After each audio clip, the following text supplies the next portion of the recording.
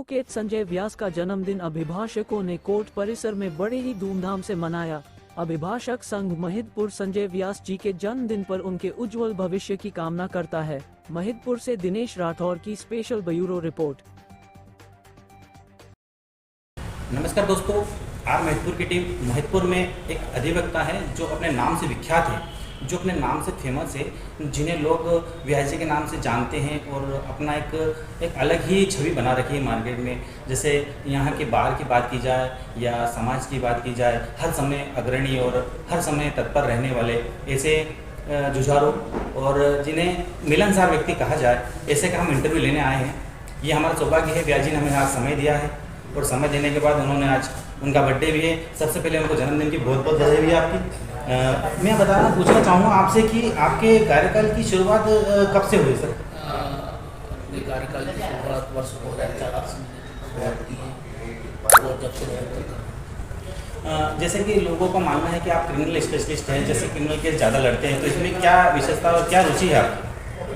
शुरू से मैंने जहाँ प्रैक्टिस सीखी है तो रियलाइज की यहाँ क्रिमिनल प्रैक्टिस सीखी, इसलिए मैं क्रिमिनल ही मैंने केस को हैंडल किया और सबसे ज़्यादा मैं पासपोर्ट का इनका विशेष केस करता हूँ। जैसे कि आपको बताया गया है कि 25 आर्म सेक्टर में आपने ज़्यादातर लोगों को बरी किया है, क्या विशेषता है इसकी?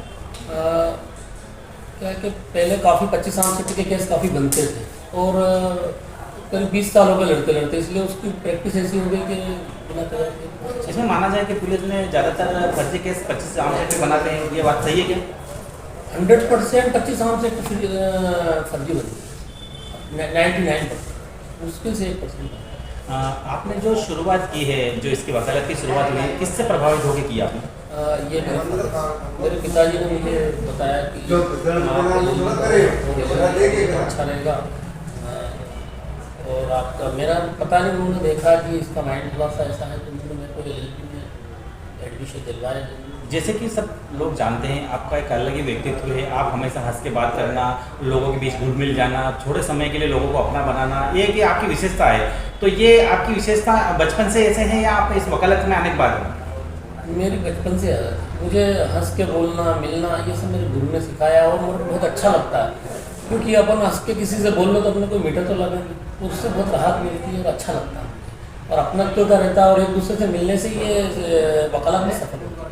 जहाँ तक हमारी जानकारी मिली है कि आपने फ्री केस भी लड़े हैं। जहाँ मैंने भाई साहब शुरू में जब वकालत शुरू करी तब तो काफ़ी केस फ्री लड़े, लेकिन इसके बाद धीरे धीरे से मैंने फिर लेना वैसे वैसे फीस देना चालू करा, लेकिन मुझे शौक था वकालत करने का, पैसे की तरफ नहीं भागा। जिस तरफ हमने हमारी जानकारी के अनुसार यहाँ के लोगों से जानकारी ली है कि आपने महिलाओं के केसों में विशेष छूट दी जाती है, कम पैसे लिए जाते हैं, इसकी क्या वजह?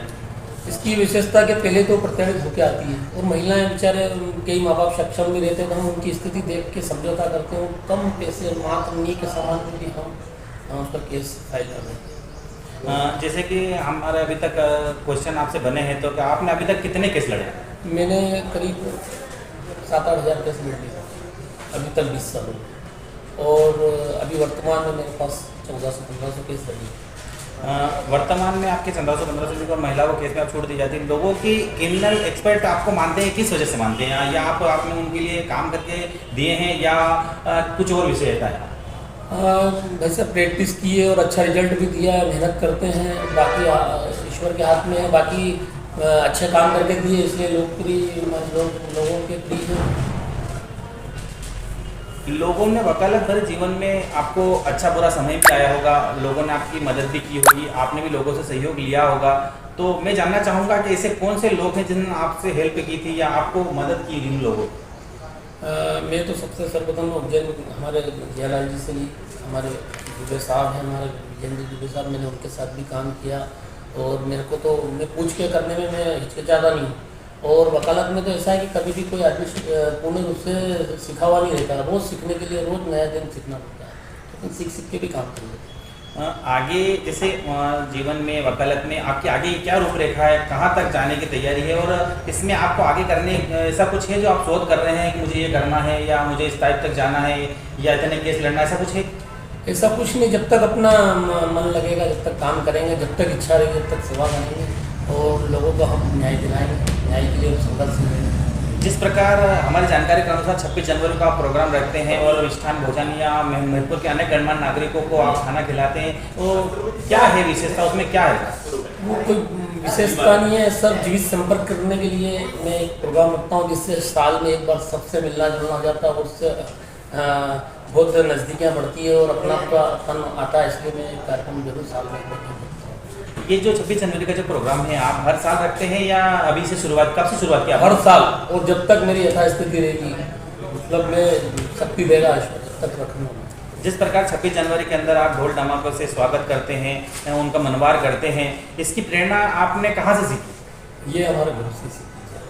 उन्होंने ही मुझे बताया था कि साल में एक प्रोग्राम रखो और सबसे मिलना जुलना हो जाए। इस बहाने तो मेरा बच्चे का जन्मदिन रहता है, बहुत भाग्यशाली है मेरा बच्चा 26 जनवरी का जन्म